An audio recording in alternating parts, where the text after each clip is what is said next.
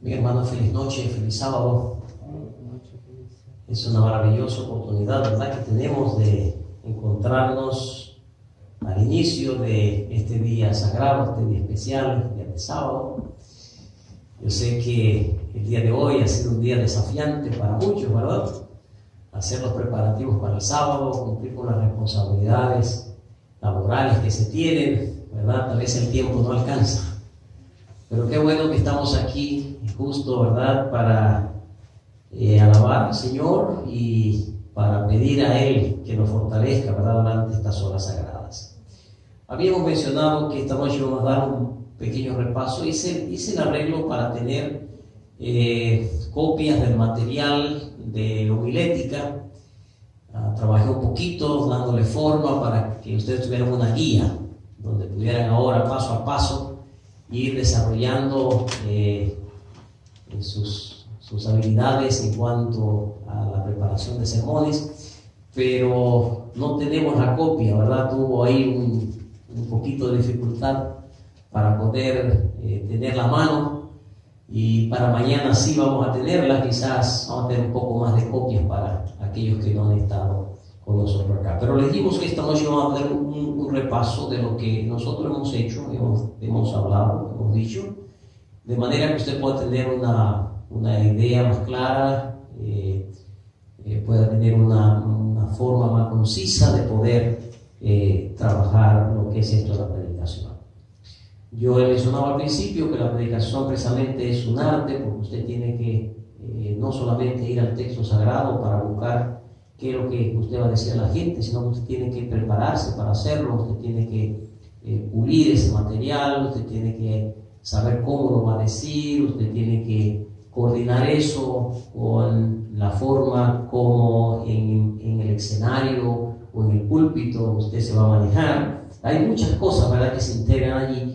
Por eso decimos que usted tiene que trabajarlo como si fuera un arte para que el efecto sea positivo. Dijimos que la base que tenemos nosotros, que nos da la importancia de la predicación, lo vimos en 2 Timoteo 4:12, 4:1 y 2, donde el apóstol San Pablo le dijo a Timoteo que predique la palabra, y que esa palabra debe hacerlo a tiempo y fuera de tiempo. Nosotros hablamos de que la preparación del sermón, hay unos elementos que se integran, ustedes lo recuerdan, ¿verdad? Oración, seleccionar el pasaje de la Biblia, leerlo, volver a leer el pasaje nueva vez, estudiar el contexto histórico, dónde se dijo, cuándo se dijo, por qué se dijo eso. Hay que entrar allí a ver, a escudriñar, a investigar un poco qué cosa fue por qué razón ese pasaje existe. Y toda persona está capacitada realmente para hacer eso. Algunos pueden llegar un poco más profundo en investigación bíblica, hay otros que quizás no van a llegar tanto, pero de todas maneras todo el mundo puede ir a la Biblia y preguntar por qué se dijo eso, en qué circunstancias se dijo eso, a quiénes se le dijo eso. Y entonces, basado en lo que fue el contexto, entonces poder traerlo aquí y decir, bueno, si allá esto se dijo por esta razón y ahora tenemos nosotros esta circunstancia aquí, entonces significa que el mensaje que dijo el Señor se aplica a nosotros aquí también. Descubrir la enseñanza, la parte, la idea central del texto y la enseñanza que el mensaje, ¿verdad?, quiere dejarnos. Investigar el tema en otros contenidos, ¿verdad?, comentarios, diccionarios, etcétera, etcétera. Añadir ilustraciones a lo que estamos diciendo, a lo que estamos predicando, diríamos, aplicación de qué quiere el Señor, qué el Señor desea que nosotros entendamos, pero a través de las ilustraciones y las aplicaciones que podamos hacer. Y entonces escribir el bosquejo que tenemos ahí. Si seguimos esos pasos, entonces, recuerda que hablamos de 4 tipos de sermones. Uno es el textual, que se ciñe a lo que dice el versículo de la Biblia. El otro es el expositivo, que trabaja sobre un área más amplia de la Biblia, diríamos, ¿verdad?, de la exposición bíblica. Está el temático, que tomamos un tema y entonces agarramos textos de diferentes lugares, pero que vayan acorde con ese tema, y entonces establecemos ahí el mensaje que Dios quiere enviar. Y el narrativo, que toma la historia del texto, toma la historia, diríamos, de la Biblia, y entonces cuenta la historia y va sacando lecciones de esa historia.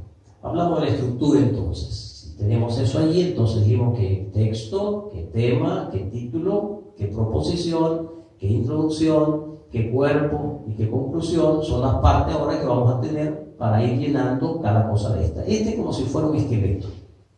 Cuando usted tiene el esqueleto, entonces usted va llenando ese esqueleto, le va colocando carne a ese esqueleto y entonces va allí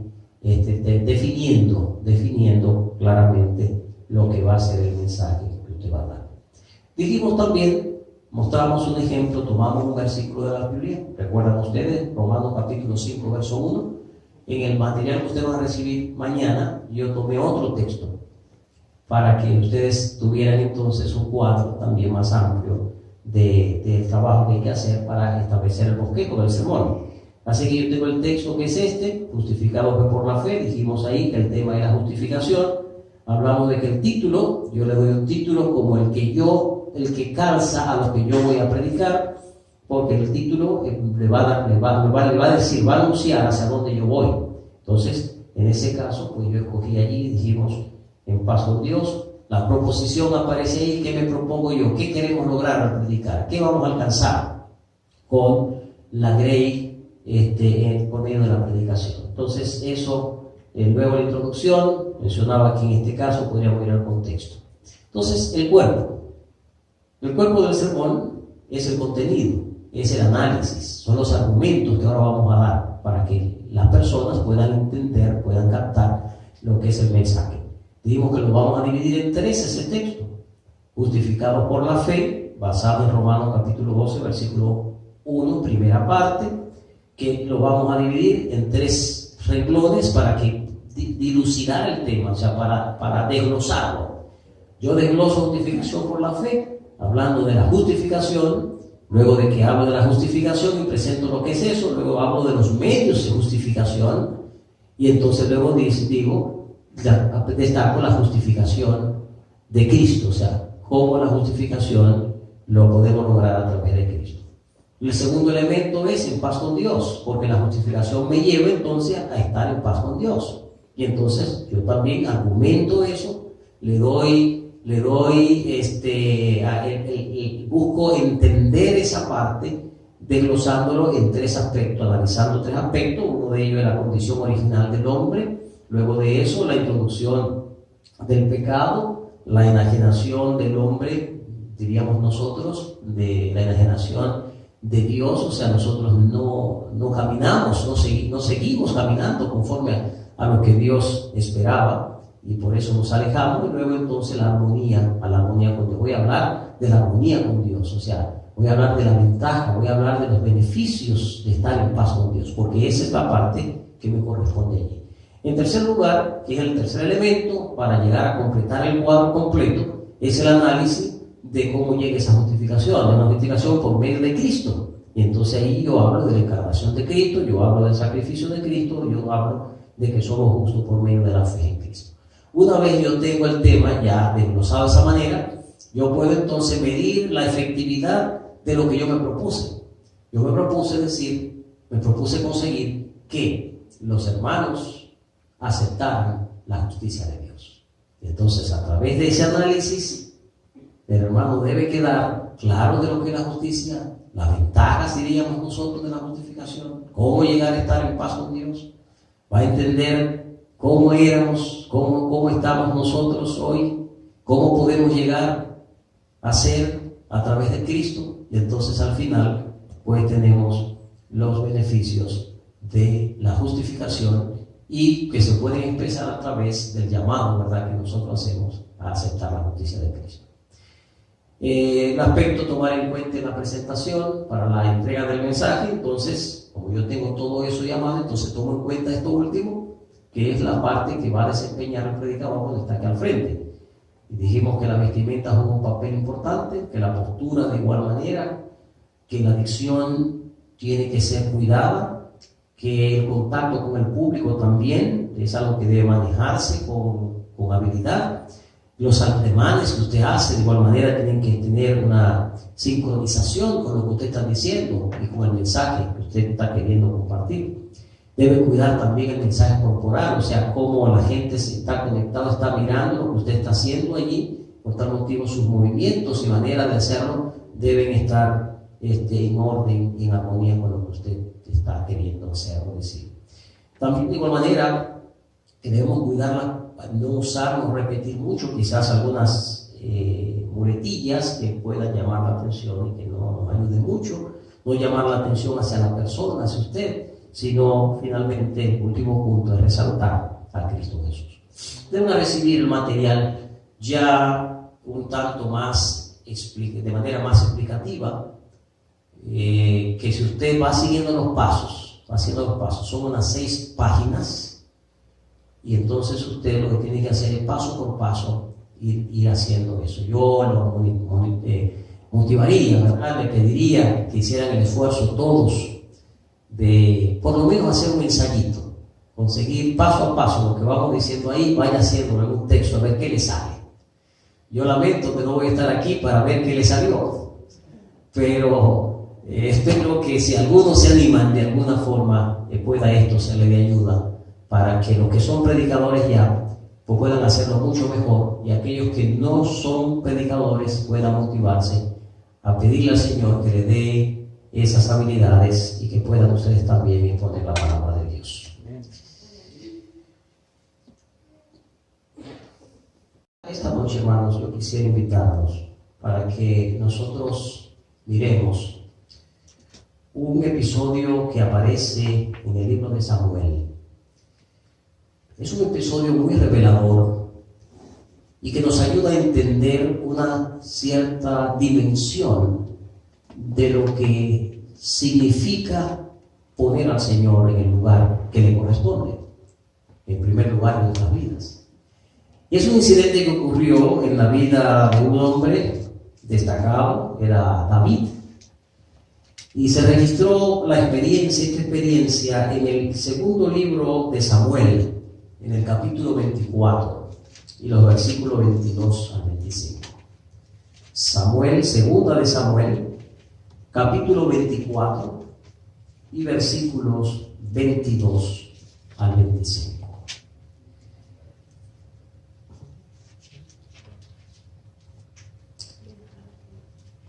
Si tienen en sus Biblias esa porción, es seleccionada. Vamos a leer 2 Samuel 24, 22 al 25. Dice: y Araúna dijo a David: tome y ofrezca a mi señor el rey lo que bien le pareciere. He aquí bueyes. Ahora que estamos leyendo 2 de Samuel, no sé si todos lo tienen ya, 2 de Samuel 24, 22 al 25. Muy bien. Voy a comenzar de nuevo, porque creo que algunos no lo tenían seleccionado ahorita. Y Araúna dijo a David: tome y ofrezca a mi señor el rey lo que bien le pareciere. He aquí bueyes para el holocausto, y los quillos y los tubos de los bueyes para leña. Todo esto, oh rey Araúna, lo da al rey. Luego dijo Araúna al rey: Jehová tu Dios te sea propicio. Y el rey dijo a Araúna: no, sino por precio te lo compraré, porque no ofreceré a Jehová Dios holocausto que no me cueste nada. Entonces David compró la era y los bueyes por 50 siclos de plata, y edificó allí David un altar a Jehová, y sacrificó allí holocausto y ofrendas de paz, y Jehová oyó las súplicas de la tierra, y cesó la plaga en Israel. Vamos a orar. Al abrir tu palabra, Señor, en esta ocasión queremos pedir que tu Santo Espíritu nos auxilie. Y como lo he hecho en otras ocasiones, la inspiración de Él nos ayude para que podamos entender la palabra y para que podamos vivir a la altura de ella. Confiamos en que así será, en el nombre de Jesús. Amén. David estaba llegando al final de su largo periodo de reinado en el reino de Israel. Había vivido momentos de triunfos, había vivido momentos de gloria, muchas victorias. Él fue un tiempo de esplendor que vivió el pueblo de Dios, el pueblo de Israel. Desde el principio de su reinado, la mano de Dios se manifestó de una manera extraordinaria. Él pudo ver cómo Dios estuvo precisamente al comando, al liderazgo de lo que fue el derrotero que el pueblo de Dios llevó desde el momento cuando el Señor lo colocó en el reinado. Conseguir la consolidación del reino de Israel fue algo bastante complicado, bastante difícil. Aunque la zona de Canaán estaba conquistada, por supuesto, porque desde el tiempo de Josué fue conquistada, pero el establecimiento de Israel como una nación poderosa, como un reino consolidado, donde todo lo que existía, quien estaba al mando o al liderazgo, era la nación de Israel, ese fue un objetivo alcanzado por David. Así que en el tiempo de David el Señor se manifestó de una manera extraordinaria y pudo subyugar a todos los pueblos enemigos. El último pueblo, diríamos, que más a complicación le trajo, más perturbación le trajo a Israel, fue precisamente los filisteos. Y fue uno de los triunfos, ¿verdad?, que David tuvo, que fue glorioso para la nación durante este tiempo. Así que, además de ese logro que David tuvo, nosotros podemos ver que ese periodo de David también fue un tiempo de mucha turbulencia. Fue un tiempo donde hubo muchas guerras, donde hubo mucha tensión, tanto así que recuerden ustedes que cuando David quiso construirle a Jehová una casa, el Señor le dijo: no, David, ya tú hiciste la primera parte, tú conseguiste los materiales, pero debe venir alguien a construir la casa de Jehová que no haya tenido en su mano, ¿verdad?, una lucha tan férrea, que no tenga en su récord tanta sangre como tú has tenido, aunque realmente era un objetivo para lograr, diríamos así, un medio para lograr el objetivo que Dios quería, la consolidación de su pueblo, de su reino en esta tierra. Uno de esos momentos difíciles, uno de esos momentos complicados que vivió David, precisamente fue el que el texto que leímos nos relata. David quiso introducir en el pueblo algunos impuestos, diríamos aumentar los impuestos a la nación, con la finalidad de lograr algunas metas, lograr algunos objetivos, asignar algunos fondos, crear algunos trabajos forzados y de igual manera ver las cosas que para el interés público, diríamos, o social en el tiempo del reino de David debían alcanzarse, y en el aspecto militar también. Así que David quiso hacer allí algo para ver el poder, la fuerza que tenía, la capacidad de su reino para hacerle frente a esos objetivos que él tenía. Pero David cometió un error. El error de David fue que él quiso hacer eso, pero David no consultó al Señor, no consultó a Jehová. En esa ocasión David trabajó de acuerdo a las intenciones, de acuerdo a la forma, a lo que él quería, a lo que él veía, a su lógica. Y entonces David decretó que debía hacerse un censo en toda la nación para él ver la fortaleza que tenía y para él hacer las estrategias. David se olvidó que en el reino de Dios, en el pueblo de Dios, no es el hombre el que toma las decisiones independientemente. David olvidó que es una enseñanza espiritual que Dios quiere enseñar a su iglesia y a sus hijos, es que en materia espiritual no es el hombre el que garantiza el éxito de la causa. Esto nos enseña mucho a nosotros, porque nos enseña que no es tu habilidad o mi habilidad, nuestra capacidad, no es nuestra destreza, no son nuestras destrezas, tampoco es nuestra capacidad de liderazgo lo que da el éxito a la iglesia, sino es la dirección de Dios.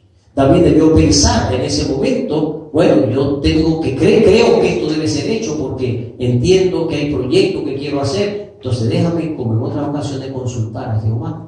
Estaba el profeta Gad ahí, que después vino el profeta Gad y tuvo intervención, como vamos a ver, pero él no llamó al profeta. Él nos interesó en ver qué decía Jehová, qué quería Jehová, qué podía decirle el Señor, recomendarle el Señor a él. Así que David se mandó de ligero y mandó a hacer el censo. Y el censo se hizo. Dice la Biblia que luego de haber ordenado el censo y comprobar que contaba con 1.300.000 hombres que podían tomar la espada, sacar la espada, David tuvo dolor en su corazón, porque David entendió allí que había cometido un error. Y entonces le dice al Señor: yo he pecado gravemente por haber hecho esto, mas ahora, oh Jehová, te ruego que quites el pecado de tu siervo, porque yo he hecho muy neciamente. ¿Y dónde estuvo el pecado de David allí, hermano? Era muy sencillo. Cuando David se dio cuenta con el potencial que él contaba, David dejó de lado el potencial mayor del cual dependía su fortaleza, que era Jehová. Con hacer el censo para entonces era hacer estrategias, estaba desviándose, estaba obviando la participación y la presencia de Dios y el lugar que Dios realmente tendría en los destinos de Israel. Estaba caminando solo, y ese es un pecado mortal. ¿Por qué es un pecado mortal? Porque fue lo que ocasionó la muerte de los primeros padres. Fue desviarse, fue salir, fue abandonar la dependencia de Dios, fue no seguir las instrucciones de Dios, fue desligarse de Dios. El mayor pecado es cuando tú te desligas de Dios, cuando tú te separas de Dios, porque el pecado es la separación del hombre y Dios. Entonces, David cometió una falla, así que él viene y le dice: mira, Señor, pero hay algo importante en esto, y es que hay una fortaleza en David también. ¿Por qué? Porque David reconoció su mal, David reconoció su pecado y nosotros leemos los salmos y vamos a ver que los salmos están llenos de esa experiencia. David cometió un error, pero iba a Jehová, y es algo que tú y yo debemos entender, debemos también aceptar, y debemos ser así como David, porque muchas veces cometemos errores, muchas veces hacemos cosas que no están correctas, pero seguimos como que nada ha pasado. Continuamos en nuestra vida, continuamos cometiendo fallas sin reconocer realmente el nivel de nuestro error. Y David, por lo menos en esa parte, estaba actuando correctamente. Y fue bueno que lo hiciera, porque vino entonces el profeta Gad, y el profeta Gad le dice a David: tú cometiste una falla grande y va a tener consecuencias por eso. Así que el Señor te da 3 opciones, y allí aparecen las opciones. La primera opción: 7 años de hambre en toda la tierra. Segunda opción: 3 meses de persecución por parte de tus enemigos. La segunda y la tercera: 3 días de pestes o enfermedad en tu tierra. David hizo una buena elección, porque David le dijo: mira, de las 3 yo me voy a quedar con aquella que está en manos de Dios.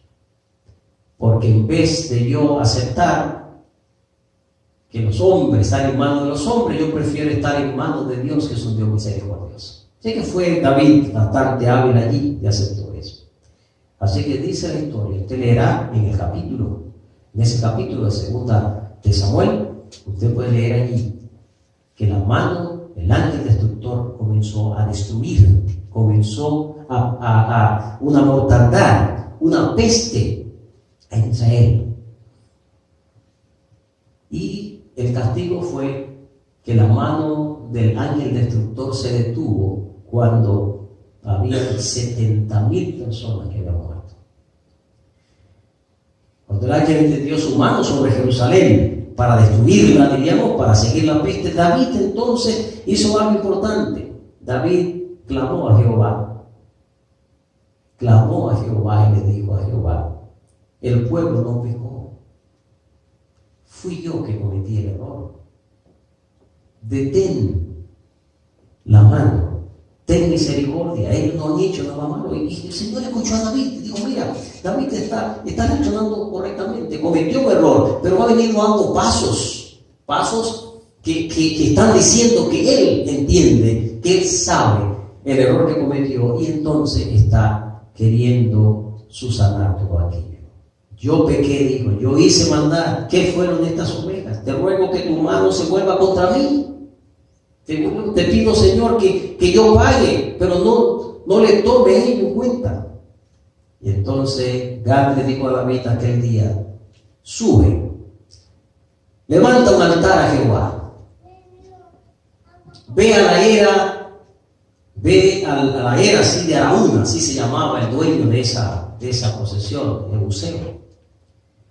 Y subió David conforme al dicho de Gad, según había mandado Jehová, para que ahora David ofreciera un sacrificio por el pecado que había cometido. Dios le escuchó. Dios le dijo: está bien, tú has dicho bien, el pueblo no tiene culpa, eres tú, pero entonces está bien, ve, haz un sacrificio. Presenta un holocausto a Jehová, le dijo Gad. Ve a la era de Araúna y a eso. Así que cuando David estaba acercando, dice el texto bíblico que entonces salió Araúna, el dueño de la era, el dueño del campo, el dueño de la propiedad, y se inclinó ante el rey David. Era un privilegio que el rey de la nación llegara a esa parcela, diríamos, ¿verdad? A ese campo. Así que Araúna se postró, se inclinó delante del rey y le preguntó: ¿por qué viene mi señor el rey a su siervo? Y David respondió: vengo a comprar de ti la era, a fin de edificar un altar a Jehová, para que cese la mortandad del pueblo.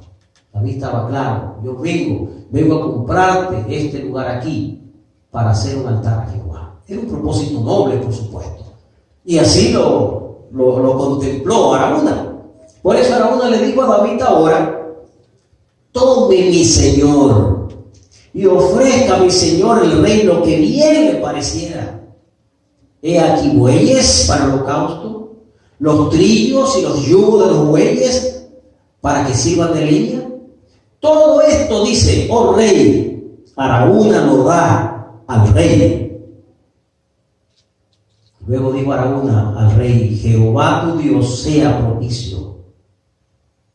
Así que lo que le dice este señor es lo que posiblemente cualquiera puede decir: bueno, vengo a ofrecer un altar. Dice Araúna: está bueno, ven, tómalo, mira aquí. De hecho, Araúna se mostró muy generoso, ¿verdad?, al saber que iba a edificar un altar a Jehová y que él podía dedicar esa propiedad, dedicar esa posesión para Jehová. Sin embargo, aunque era legítimo que Araúna pudiera contribuir, Araúna pudiera darle al Señor, el rey no lo aceptó. Y no lo aceptó por una razón que fue y sigue siendo válida para los cristianos. La razón por la cual el rey no aceptó que Araúna le diera, no a él, sino a Jehová, su propiedad, sus bueyes, sus yugos, para edificarle el holocausto o el altar a Jehová, fue porque David argumentó lo siguiente: no, sino por precio yo lo compraré. Y entonces expresó lo siguiente: porque yo no ofreceré a Jehová un holocausto que no me cueste nada. David expresó un elemento de profundidad espiritual. Lo que David estaba diciendo allí era el pecado que se quiere cubrir, es el pecado que yo cometí. No es la falla de Araúna, es mi falla. A quien le pidió el Señor que fuera a edificar un holocausto fue a mí, no a él. David pudo decir, como cualquier otro, bueno, pero si me lo está regalando, si él me lo está dando, yo se lo pedí. Y si no me cuesta nada, bueno, pues eso fue una bendición, así que yo voy a edificar. Como pudiéramos pensar nosotros cuando el Señor pide algo de nosotros. Sin embargo, David dijo, no voy a edificar un altar, no voy a ofrecer un holocausto que no me cueste nada. Y por eso David compró la era y los bueyes por 50 siclos de plata, edificó allí el altar a Jehová, sacrificó los holocaustos y las ofrendas de paz. Y Jehová oyó las súplicas de la tierra y cesó la mortandad de Israel. Un sacrificio que no costara nada o que no cueste nada no es acepto ante Dios. David entendía que si le llevaba un sacrificio a Jehová debía costarle algo, debía significar algo para él. El sistema de sacrificio para el perdón de los pecados del Antiguo Testamento así lo requería. Ustedes recordarán que lo que Dios estableció para la presentación de los holocaustos en el Antiguo Testamento significaba que el pecador arrepentido tenía que traer él una ofrenda a la puerta del santuario. Que esa ofrenda que significaba o que era un corderito tenía unas condiciones, tenía unos requerimientos, no podía ser cualquiera. Tenía que ser un cordero perfecto, no podía tener defectos, debía tener un año de nacido, o sea, no puede ser cualquiera que usted agarrara por ahí, no puede ser un corderito cualquiera, tenía que ser el cordero que el Señor precisamente establecía. A veces nos sentimos, cuando miramos el cuadro de Caín y Abel, nos sentimos algunas veces medio motivados a escudriñar un poco y a huir y mirar y ver, bueno, pero ¿no sería que el Señor fue un poco injusto con Caín? Porque la Biblia dice que Abel, ¿verdad?, sí era pastor de ovejas, pero Caín trabajaba los frutos de la tierra. Y cuando Dios pidió la ofrenda, aceptó la de Abel y la de Caín no la aceptó. Este principio estaba envuelto en ello. Estaba envuelto en ello porque no era que Abel tenía un patrimonio de todas las ovejas. No, había más ovejas. Solo que la especialidad de Abel era pastorear, desarrollar las ovejas, pero había otras ovejas. Caín pudo tomar una oveja y satisfacer los requerimientos de Dios, pero Caín posiblemente le llevó a Jehová una ofrenda que no le costó nada. El pecador arrepentido traía el corderito, colocaba su mano sobre la cabeza del corderito, confesaba sus pecados sobre la cabeza del cordero. Por supuesto, el sentido figurado los trasladaba a su propia persona, de su propia persona a la víctima, o sea, al cordero. Y con su propia mano debía matar al cordero. Luego el sacerdote llevaba la sangre, ¿verdad?, al lugar y se hacía la expiación. Israel entendía, el pueblo de Dios entendía que llevarle una ofrenda a Jehová era una ofrenda que le costaba. Era una ofrenda que costaba un sacrificio. Era un holocausto que exigía algo de ellos. A esto se adicionaba, por supuesto, el hecho de que debían traerlo con espíritu de gratitud, de humillación, de arrepentimiento, de confesión de sus faltas, sus pecados, ¿verdad?, a Jehová. Y entonces Jehová aceptaba lo que él traía.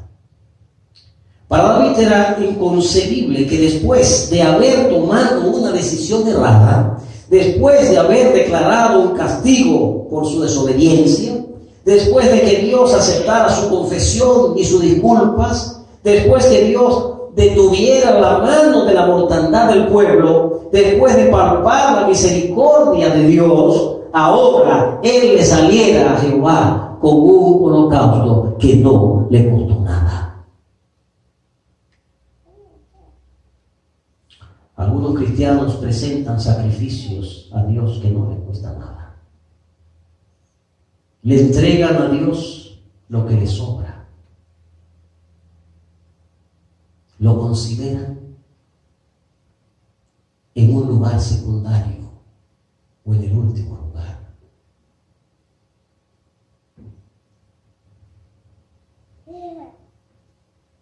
Le dan lo que les sobra. Si es que les sobra algo.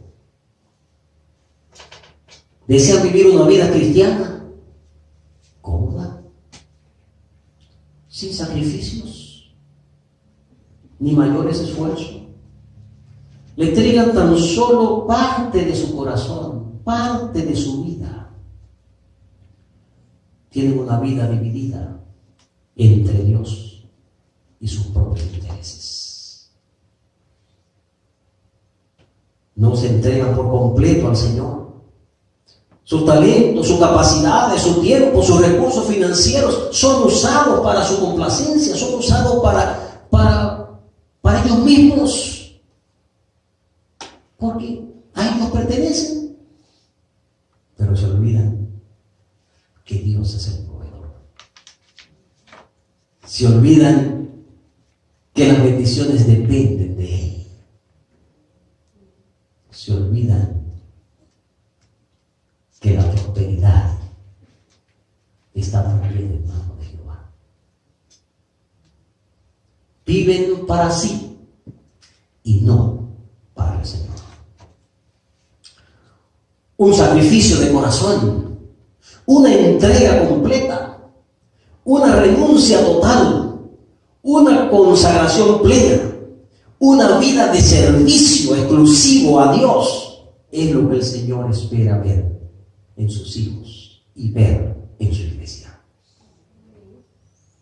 Pablo así lo entendía cuando expresó a los hermanos de Roma en el capítulo 2 y versículo 1 y 2 del libro de Romanos.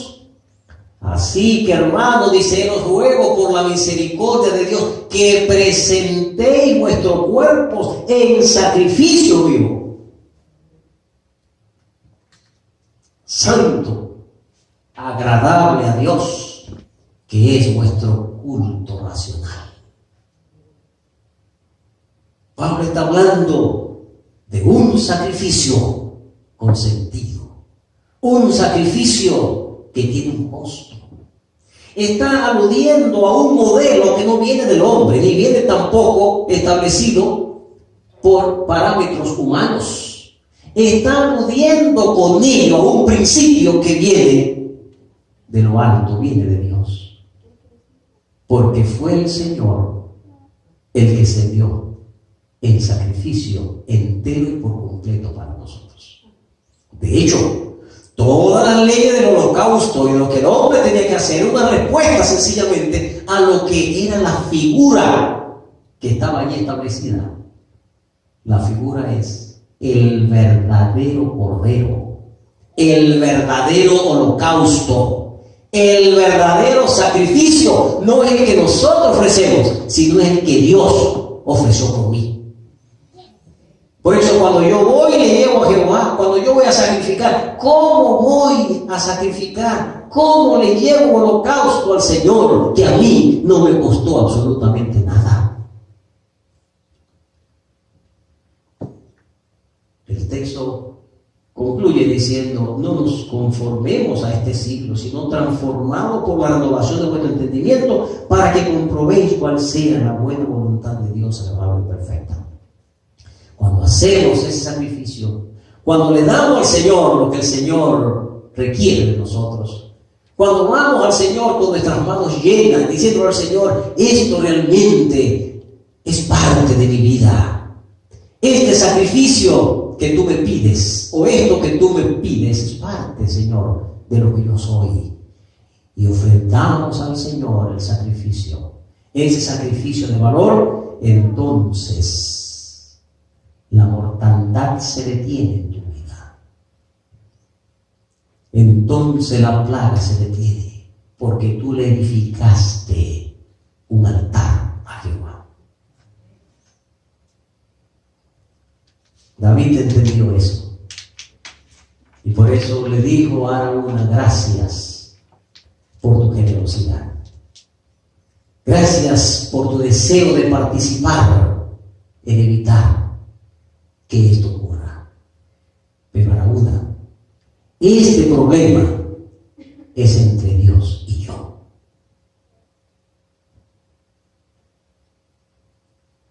Esta situación es una situación entre el Señor y yo, y entre el Señor y yo debemos arreglarlo.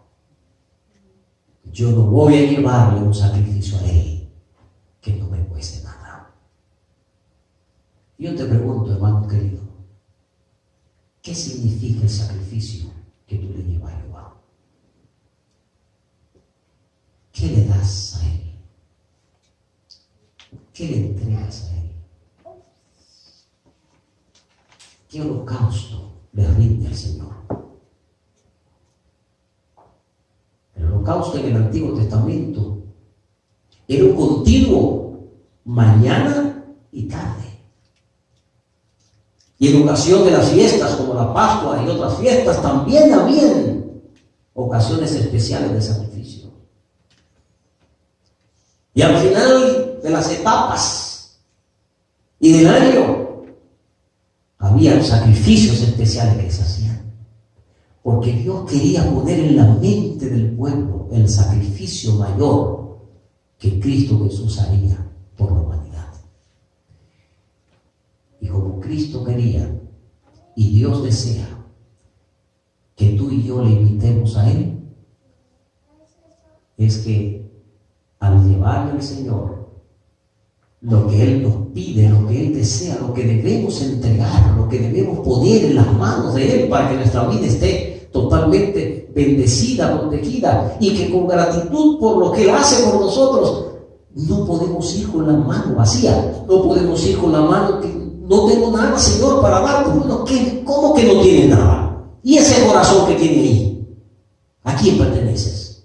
¿Para quién lo está reservando? ¿A quién se lo está guardando? No, Señor, no tengo. Y ese tiempo que Él te da, ese tiempo, ¿a quién se lo dedicas? Bueno, puedes decir, bueno, al trabajo, a los hijos, al hogar, a los compromisos, a los estudios. Sí, pero en ese reparto que está haciendo, ¿dónde queda Dios? ¿Dónde está el Señor? En ese tiempo que está distribuido para las diligencias, los problemas que hay que resolver, los pagos que hay que hacer, todo eso, debe estar ahí Dios integrado, debe estar Dios ahí. Él debe estar presente, debe haber el tiempo de Jehová. No solamente el tiempo de venir a la iglesia, sino el tiempo personal tuyo. ¿Qué tiempo lo está dedicando? No ir a ofrecer holocausto que no te cueste nada.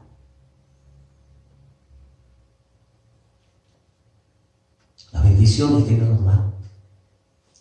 ¿Cómo repartimos nuestros bienes? ¿Cómo repartimos el dinero que me entra? ¿Dónde queda Jehová ahí? ¿En qué punto está Jehová? ¿Dónde está el Señor? Porque en la vida de los individuos que sirven al Señor, Dios tiene que estar integrado y no puede estar en el último lugar. Dios tiene que estar en el primer lugar, porque de Él es que nosotros dependemos, porque Él es que nos da las bendiciones. porque yo necesito que la mano protectora de Dios esté conmigo.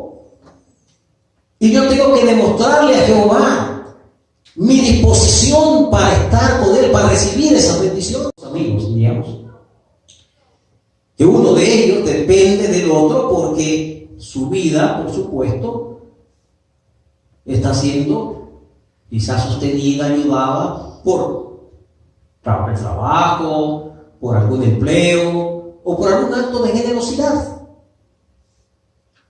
Pero esa persona que depende del otro no le muestra al otro ningún tipo de deferencia.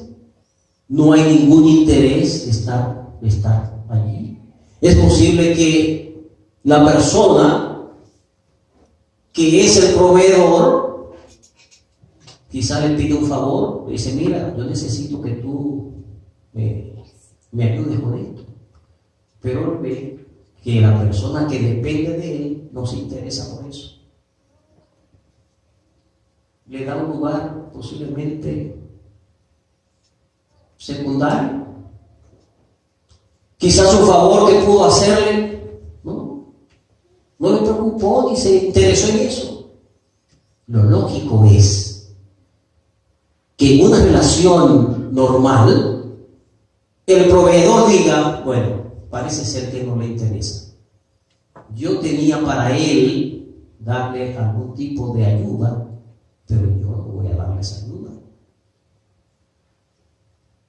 porque esta persona no la merece. En una relación con Dios es igual. Dios le da bendiciones y cuando yo voy al Señor, ¿qué le llevo? No le llevo nada. El llevarle no es porque el Señor necesite que yo le lleve, es una demostración de con quién estoy, es una identificación de qué hay en mi corazón. Es posible que esa persona no necesite, pero qué agrado, qué bendición que viene con eso en la mano. Yo recuerdo en una ocasión que un amigo que teníamos, una persona muy pobrecita, siendo pastor de la iglesia, un día nos sorprendió, nos trajo algo. Y en principio pensé: bueno, ¿por qué el hermano se sacrifica? Quizás en traer esto para un hermano tan pobre.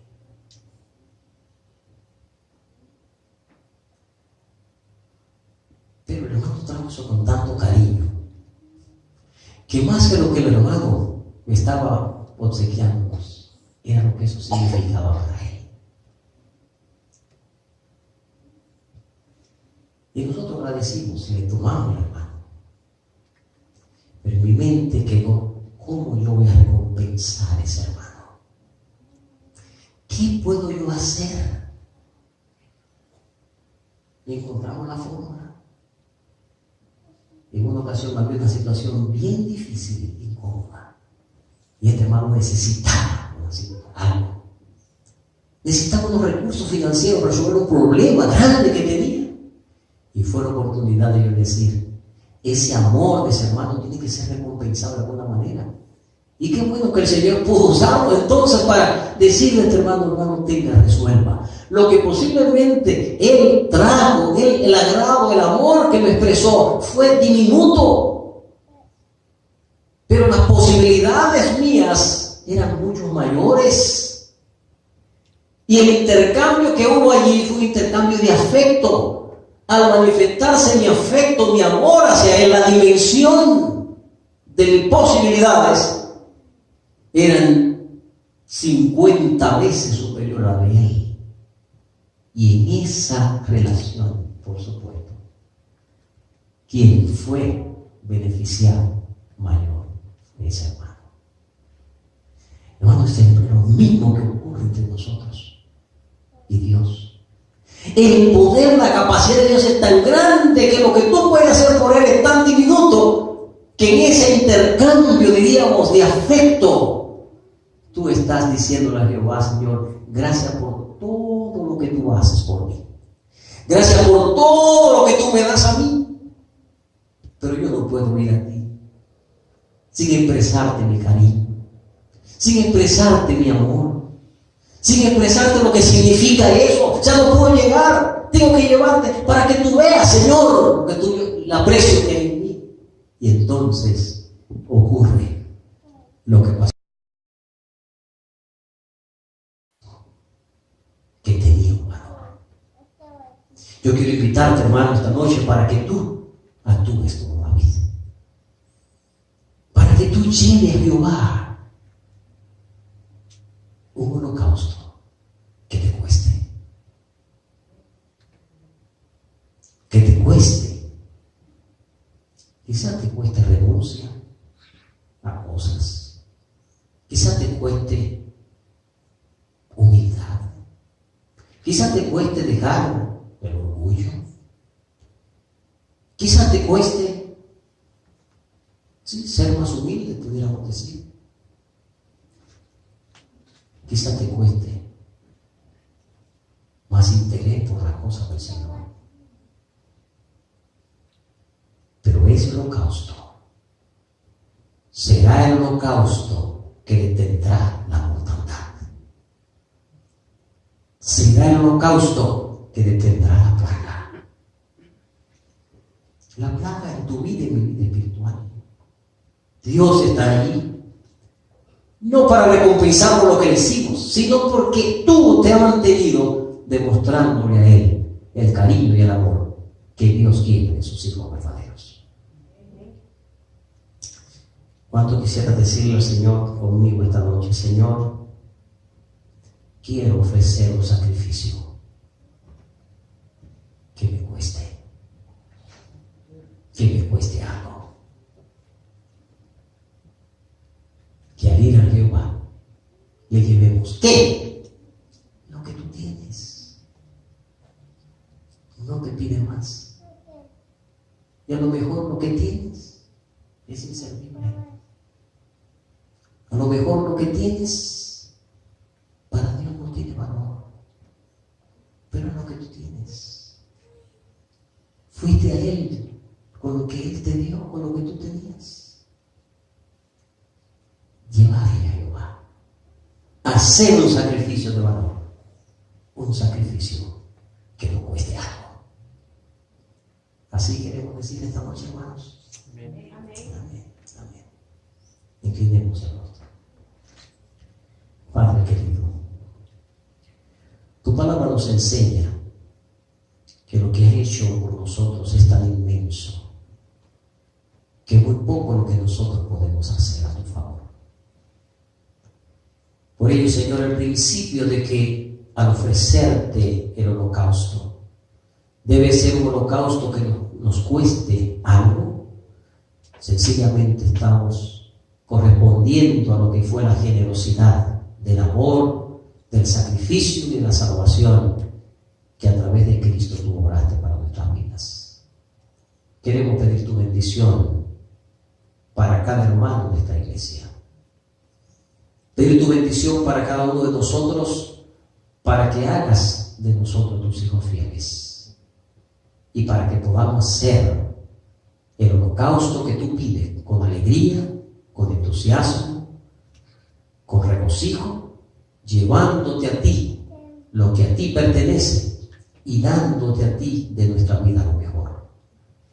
Gracias, Señor, por tu compañía, por tu bendición y por las maravillosas obras y acciones que tú realizas para que nuestras vidas puedan caminar en el sendero maravilloso de salvación.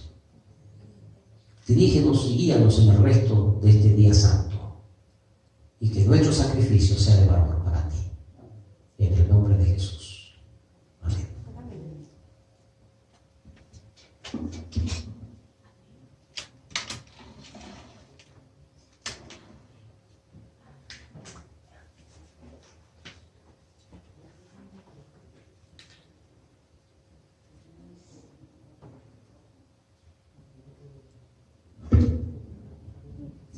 Muchas gracias, pastor. Les invito a que puesto en pie, tomemos nuevamente el canto eterno.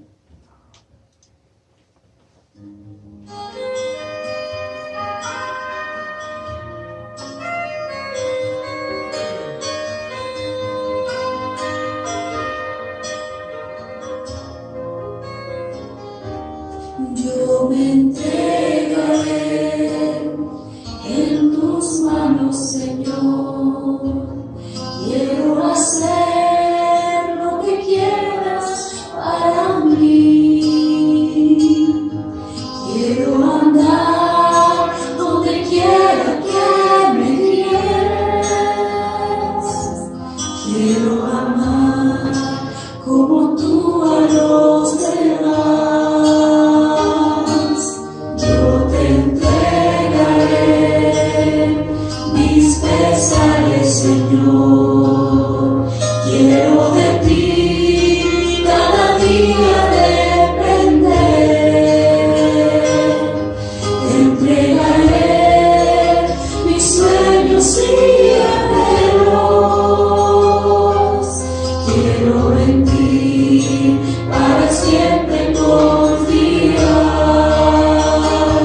Dame un nuevo corazón capaz de amar, que no tenga miedo de ser fiel y de hacer tu voluntad, que sin palabras, solo con hechos de amor, todo el mundo crea que Jesucristo es el Señor.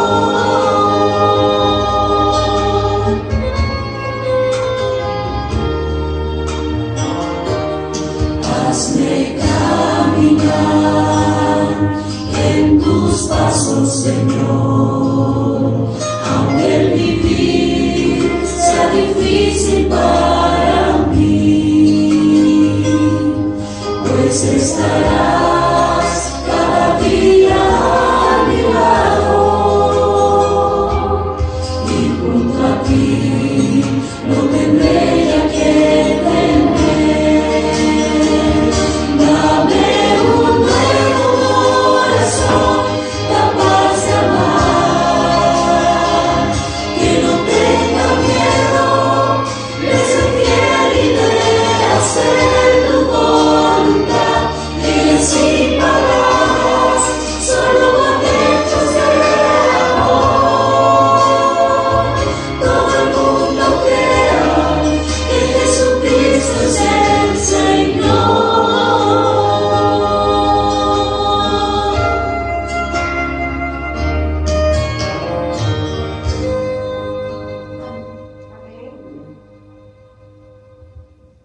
Oramos.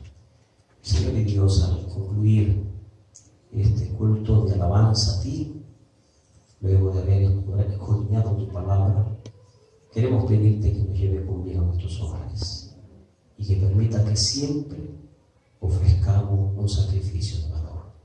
En el nombre de Jesús. Amén. Amén. Y nos vemos mañana en la iglesia de Beach Street.